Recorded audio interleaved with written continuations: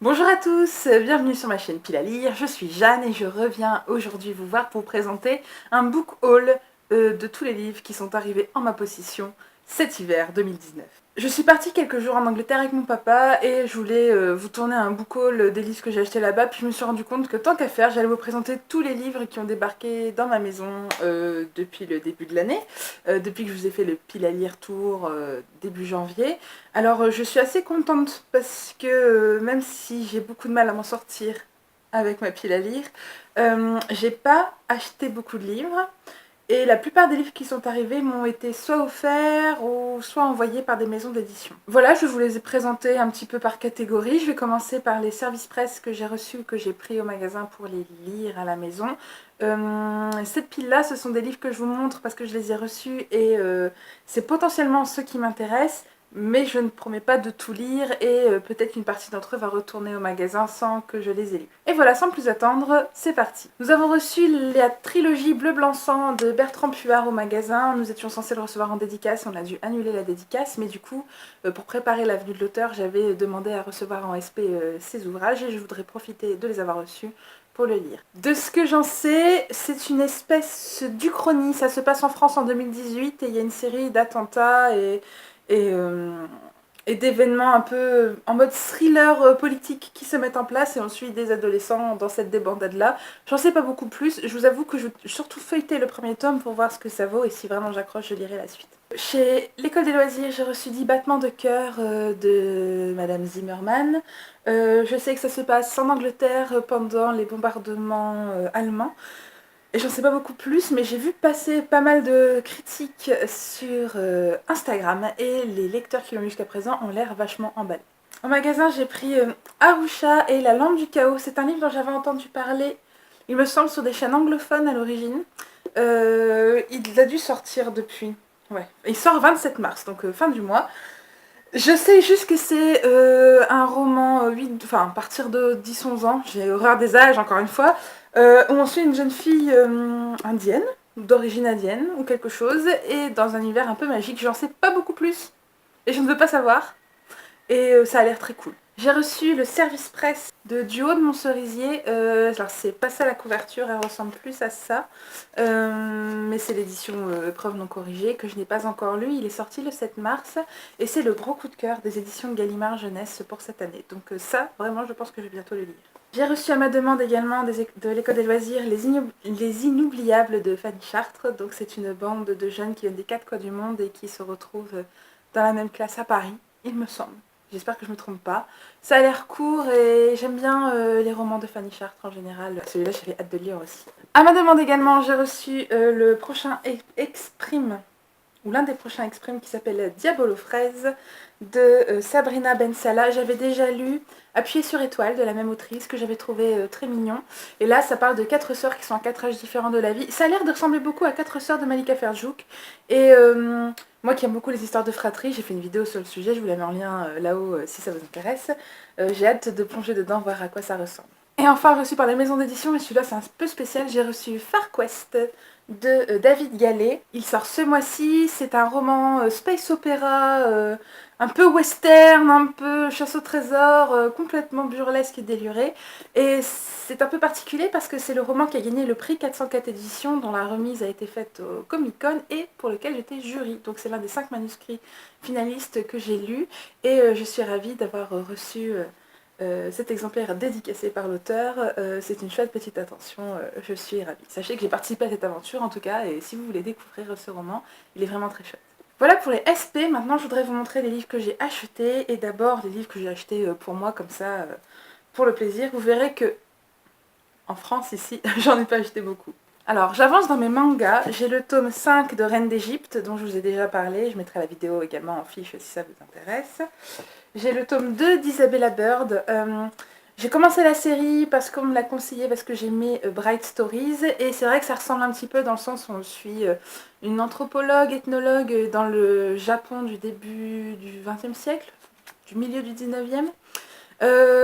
Voilà, c'est très intéressant, surtout pour le côté découvrir le Japon d'avant la grosse mutation technologique technique.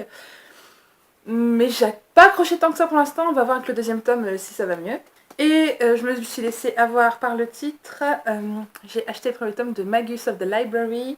C'est de Mitsu Izumi, c'est chez Kiyun. Et ça parle de livres et de protéger les livres et de magie dans les livres. Voilà, il m'en fallait pas plus, j'ai craqué, je l'ai pris, ne me jugez pas. Deux autres petits livres que j'ai achetés. Le premier, c'est vraiment dans un Emmaüs, voilà, c'est un que je n'avais pas encore lu. C'est un livre de Jacques Prévert.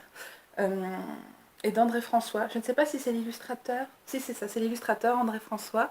Lettres des îles Baladar. J'aime beaucoup Jacques Prévert. Je crois que j'ai lu beaucoup de choses qu'il a écrites et j'ai vu beaucoup de films qu'il a écrits également. Ce petit livre-là, j'imagine que c'est un roman, enfin une petite fiction jeunesse. Je ne l'ai jamais lu, voilà, ça fera pas de mal et je suis contente de l'avoir trouvé. Et j'ai acheté aux éditions Talent Haut dans leur nouvelle collection Les Plumées, L'Aimé de René Vivien. Une femme m'a paru, c'est le sous-titre. C'est une collection très intéressante dans le sens où elle remet au goût du jour des autrices qui ont marqué leur époque mais qui sont depuis tombées dans l'oubli. Et là c'est un roman d'amour lesbien, si j'ai bien compris.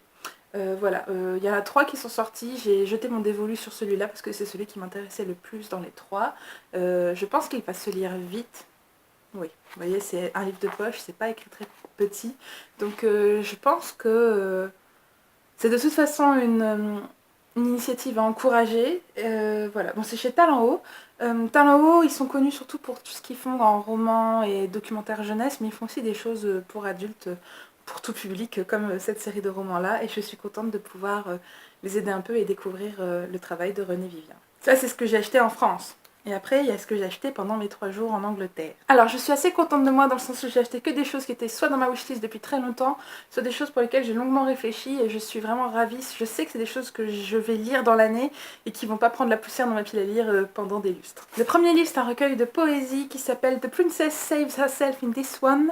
La princesse se sauve toute seule dans celui-là. Dans ce livre-là, c'est sous-entendu, de Amanda Lovelace. Ça fait partie de cette mouvance de poètes sur Instagram, des poèmes courts ou de...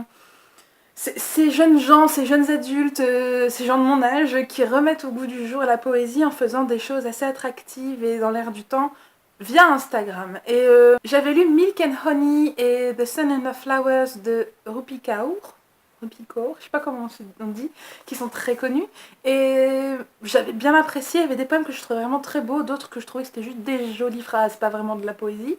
Ça c'est un avis personnel. Et du coup j'avais très envie de lire celui-là parce que vous voyez par le titre que c'est résolument féministe et ça m'intriguait beaucoup. C'est un recueil de poésie, hein, donc pareil, ça se lit vite, ça se picore au gré du vent.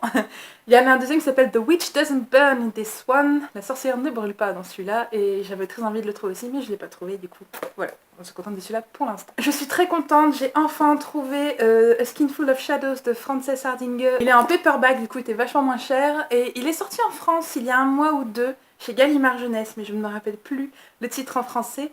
Et le livre en français est très beau, il a une tranche verte, il est en hardback il me semble, juste qu'il est très cher, et moi je voulais le lire en anglais. Et je suis contente de l'avoir trouvé, là ça coûtait 8 livres, donc c'est-à-dire plus ou moins 8 euros. Avec la crise du Brexit. Du coup j'en ai profité, je l'ai acheté, pareil je pense que je vais le lire très vite. C'est un livre que je veux lire depuis très longtemps. Un classique dans une très belle édition, j'ai acheté The Secret Garden de Frances Hodgson Burnett. Il me semble que c'est l'autrice de La Petite Princesse que j'ai lu 6 ou 7 fois quand j'étais petite. Et c'est un livre qui est beaucoup moins connu chez nous que La Petite Princesse, mais qui m'intrigue déjà. La couverture est super belle, c'est une collection que j'adore. Mais aussi parce que c'est un récit classique dans l'imaginaire anglophone et j'avais envie de l'avoir depuis très longtemps. J'adore Neil Gaiman, je parle souvent de lui sur cette chaîne et je suis contente parce que j'ai trouvé ce livre qui n'est pas traduit en français, qui je pense ne va pas l'être. C'est The View from the Cheap Seats de Neil Gaiman. C'est un recueil d'essais sur la fiction, sur le spectacle, sur le rapport du lecteur au livre, sur pourquoi écrire des histoires, enfin sur la littérature et la fiction en général.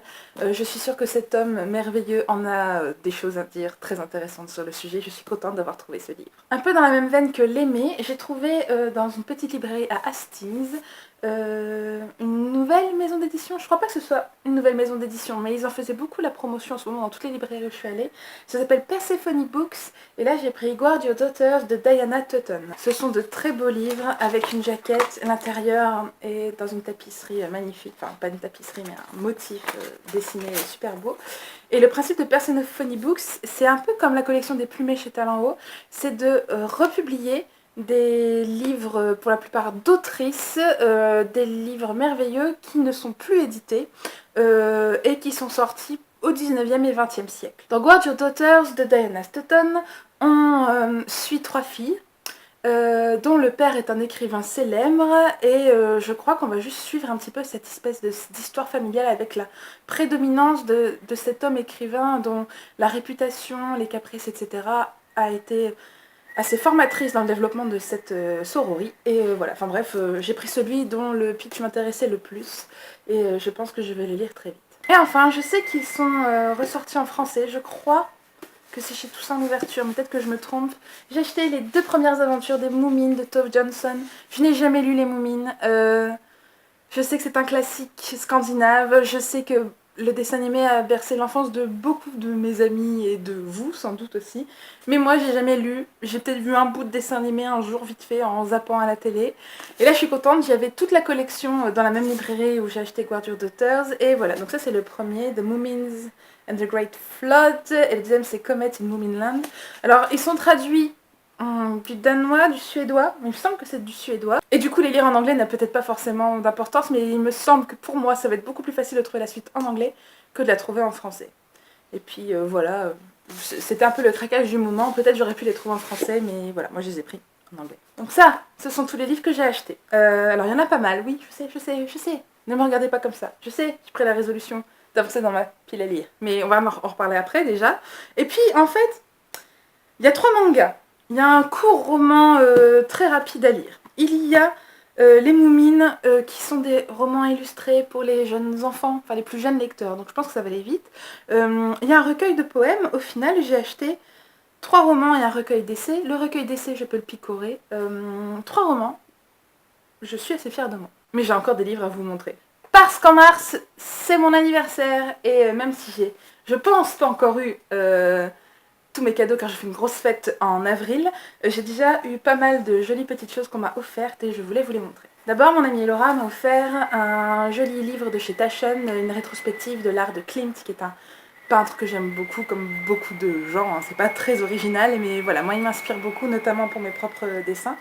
Et je suis contente d'avoir enfin un livre référence sur lequel me pencher pour avoir des idées, de l'inspiration. En parlant d'idées et d'inspiration, on m'a emmené aux machines de Lille, à Nantes.